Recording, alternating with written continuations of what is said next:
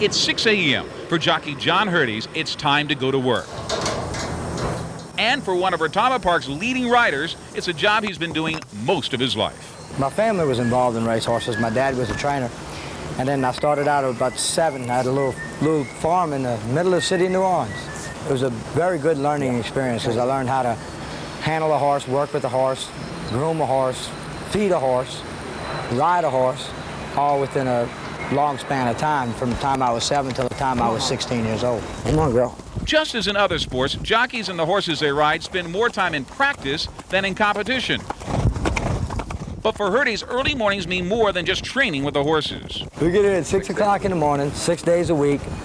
We go from barn to barn with we have an agent. My agent's Ed Bowles. We go and see if people need me for my services.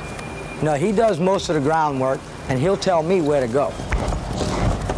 When I work out a horse in the morning, I do that in turn as a favor to ride the horse in the evening.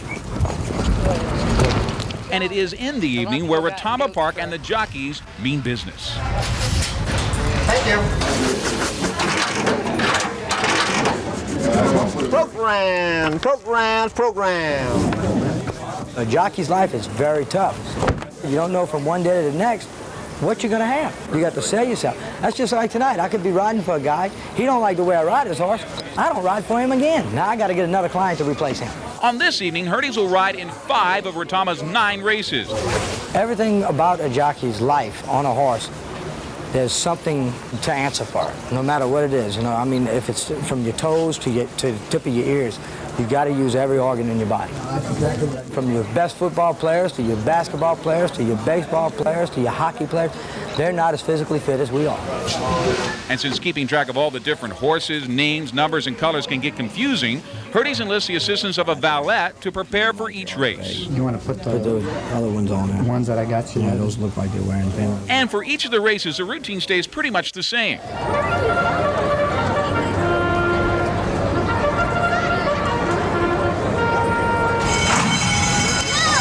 Kevin in the red blinkers wins the start.